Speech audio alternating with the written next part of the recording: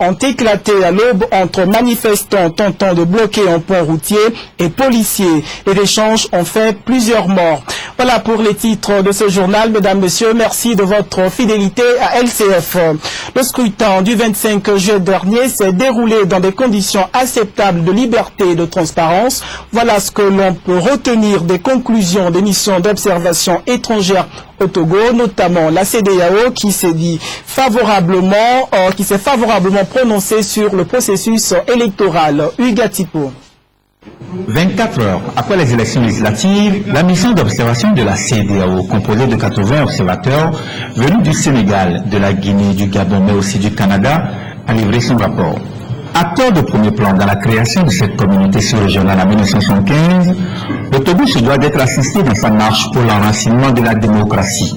La CEDEAO, à travers une mission d'exploration, a déjà abattu un travail conséquent en rencontrant tous les acteurs pour la décrispation du climat politique. La CEDEAO a eu à suivre de très près l'évolution de la situation politique et sécuritaire dans le pays, ceci dans le cadre des préparatifs des élections à travers son mécanisme d'alerte précoce. Étant donné les tensions politiques qui ont précédé le scrutin législatif, le président de la commission de la CEDEAO a conduit en personne, en septembre 2012, une mission d'information au Togo. Dans cette optique, le président a également dépêché, en juin 2013, une mission exploratoire préélectorale au Togo. Les observateurs de la CEDEAO et les équipes techniques ont été dépêchés dans les 5 régions économiques et dans la commune de Lomé. Pour la mission d'observation de la CEDEAO, le scrutin s'est déroulé dans les conditions acceptables, mais certaines recommandations ont été formulées. Les insuffisances que nous avons pu constater ça et là n'ont pas empêché la libre expression par les citoyens de leur droit de vote. Par conséquent, la mission considère que le scrutin du 25 juillet 2013 s'est déroulé dans des conditions acceptables de liberté et de transparence. La mission lance par ailleurs un appel au gouvernement afin qu'il poursuive les efforts de dialogue entamés pour assurer la mise en œuvre effective de l'accord politique global de Ouagadougou. Cette mission d'observation de la CEDEAO a remercié les personnes ressources de Monseigneur Bariga, président de la CVJA, et a salué la qualité du travail entrepris par la CENI et les représentations diplomatiques. Alors, pas que la mission d'observation de la CEDEAO, je vous le disais, plusieurs autres missions ont suivi de bout en bout ce scrutin et donnent elles aussi leur appréciation. C'est le cas notamment de la mission conjointe du CINFRA et autres, puis de la coordination internationale de la synergie d'observation électorale de la société africaine. Et pour elle aussi, nonobstant quelques irrégularités, tout s'est globalement bien passé. Roger Amenra. Une pluie de déclarations s'abat sur le Togo 48 heures après les législatives de 2013. Les missions d'observation de ces élections livrent à tour de rôle leur rapport préliminaire. CINFRA, l'UNIVIer et autres RADE, puis la mission d'observation de la coordination internationale de la synergie d'observateurs électoraux de la société civile africaine et de la diaspora sont entre autres missions qui se sont prononcées ces dernières heures. Pour elles, tout s'est globalement bien passé. Notre coordination internationale affirme que le scrutin législatif du 25 juillet 2013 au Togo s'est déroulé selon les normes internationales d'élection, libre, ouverte, inclusive et ceci dans des conditions d'organisation et de transparence appréciables et satisfaisantes. Alors, de façon globale, comme vous l'avez constaté vous aussi, la campagne s'est déroulée globalement dans une ambiance bon enfant. Il y avait un climat de paix, de sécurité un peu partout, aussi bien les partis politiques que la société civile, que les citoyens ordinaires. On sentait à leur niveau une certaine mobilisation, n'est-ce pas, une motivation à faire avancer le processus démocratique en République togolaise. Des appréciations qui ne sont pas tout de même à dissocier des recommandations. Pour ces différentes missions d'observation, certaines choses sont à revoir. La dotation à l'avenir de lampes à forte luminosité d'éclairage, celles utilisées lors de ce scrutin étant à notre entendement de faible qualité d'éclairage. La poursuite de la sensibilisation par les partis politiques de leurs militants à la pérennisation du comportement citoyen empreint de patience, de dialogue et d'écoute, de l'ordre, conformément aux vertus démocratiques de tolérance, quelles que soient les circonstances.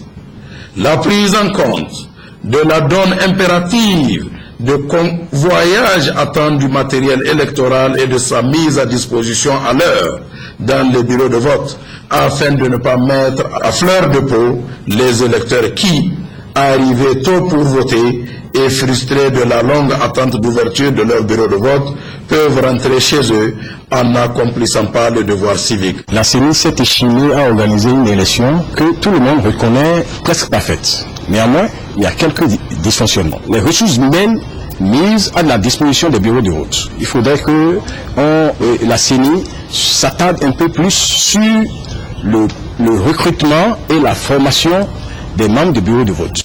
Selon tous ces observateurs, tout ce dont le Togo a besoin en cette période post-scrutin reste l'esprit de fair play et d'apaisement en attendant les résultats définitifs de la CENI et plus tard de la Cour constitutionnelle.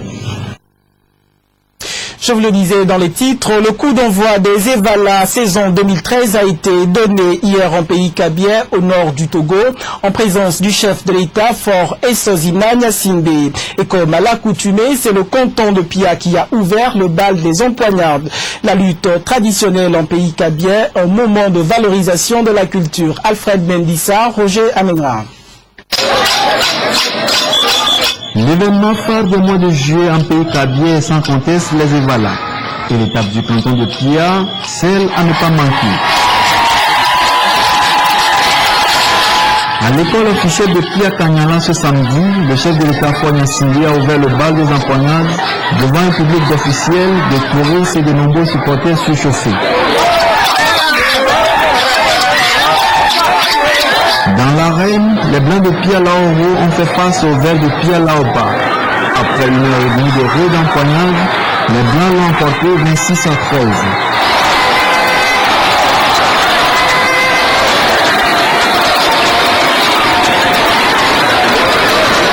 À cette première journée, les familles Haosa, jeunes lutteurs cadets des deux équipes, se sont neutralisés 31 partout.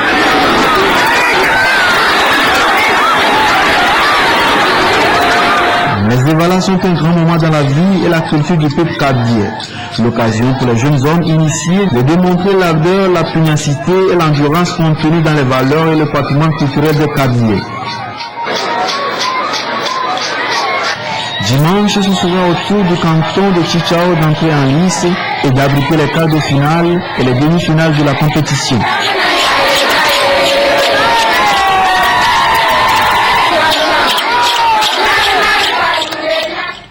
L'actualité à l'étranger à présent, en Égypte, nouveau bain de sang suite aux manifestations massives organisées d'un côté par l'armée sous le magistère du général Abdel Fattah al-Sisi et de l'autre par des frères musulmans qui dénoncent toujours le coup d'État et exigent le retour aux affaires du président déchu Mohamed Morsi en détention préventive depuis hier. Des heurts entre islamistes et la police ont fait plusieurs morts. Les deux camps se rejettent la responsabilité. Depuis l'aube, les blessés et cadavres affluent vers l'hôpital de campagne installé dans l'une des deux bases des partisans de Mohamed Morsi au Caire. Selon un des médecins du campement, 37 cadavres et des centaines de blessés y auraient été acheminés. La chaîne Al Jazeera, elle, parle de 120 morts. C'était un enfant de 17 ans, un étudiant qui connaissait son Coran par cœur, un enfant qui venait réclamer sa liberté. Et nous l'avons retrouvé ici, parmi ceux qui ont été blessés et pris une balle dans le cerveau. Je le dis à Abdel Fattah al-Sisi, je te le jure, le sang de ces enfants et martyrs sera une malédiction sur toi, tes enfants et ta femme, jusqu'au jugement dernier. C'est à l'aube, ce matin, que les manifestants pro-Morsi ont tenté de bloquer un pont routier sur la route de l'aéroport du Caire. Ils se seraient alors heurtés aux riverains d'un quartier voisin, des anti-Morsi. C'est là que les forces de sécurité sont intervenues pour les serrer. Traces de sang au sol, plombs, chevrotines, preuve à l'appui, les pro-Morsi accusent la police de leur avoir tiré dessus pour les tuer. Sorti de son site la mi-journée, le ministre de l'Intérieur nie en bloc, laissant entendre que les dizaines de morts déplorés par les frères musulmans ont été tués par les habitants des environs. Nous n'avons jamais tiré à balles réelles sur la poitrine d'un manifestant, je peux le confirmer. Et j'invite tout le monde à rester calme jusqu'à ce que ces émeutes prennent fin. Chaque jour, nous enregistrons de nouvelles victimes dans les provinces et au Caire.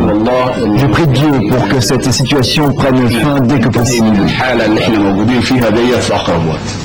Le ministre a également annoncé qu'il allait faire disperser très prochainement les 2 sites occupés depuis près d'un mois au Caire par des milliers de partisans de Mohamed Morsi.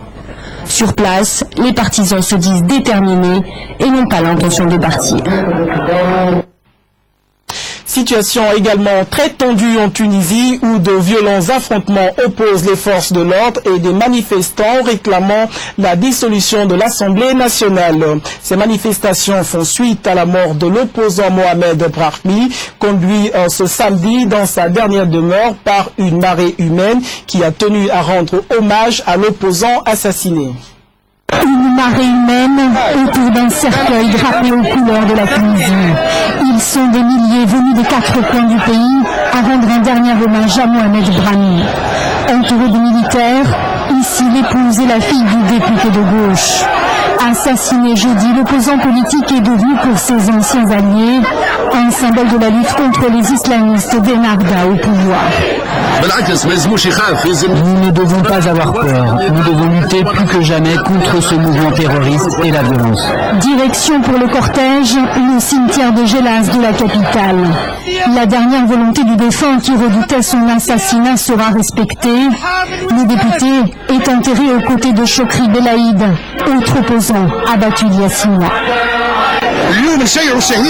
Aujourd'hui, nous enterrons notre martyr et nous pensons qu'il est sous la protection de Dieu. C'est le martyr de la liberté. Après, avec tous les Tunisiens, on ira au Parlement. Après Mohamed Brahmi et Chokri Belaïd, nous devons aussi enterrer Ennahda. Sinon, d'autres funérailles auront lieu dans 2 semaines. Pour certains manifestants, direction donc le siège de l'Assemblée nationale constituante. Objectif faire plier les élus et les obliger à démissionner. Selon l'opposition, ces dernières heures, au moins une 50aine de députés sur 217 auraient déjà montré l'exemple. Direction le Brésil à présent et tout de suite les nouvelles des journées mondiales de la jeunesse. Le pape François, plus que jamais adulé, son dynamisme et son enthousiasme ravit les foules. Au cours de la messe célébrée en la cathédrale Saint-Sébastien de Rio de Janeiro, le pape est revenu sur la fronde sociale qui secoue le Brésil. C'est tout le paradoxe du jour. Ces JMJ n'ont visiblement rien d'un chemin de croix pour le pape François. Infatigable, sans cesse en mouvement, personne ne peut le nier, il roule avec l'image séculaire du pape assis et quasi inaccessible. Sur tout le parcours qui le mène à l'estrade, lui demande à s'arrêter à de nombreuses reprises pour serrer des mains, bénir des enfants ou même descendre de son véhicule pour marcher un moment. De quoi déstabiliser pas mal son service de sécurité. De quoi aussi et surtout donner une toute autre image de la charge pontificale. D'autant qu'il choisit de joindre au geste la parole avec hier soir une charge sans concession contre la corruption politique, mais aussi les erreurs de l'Église.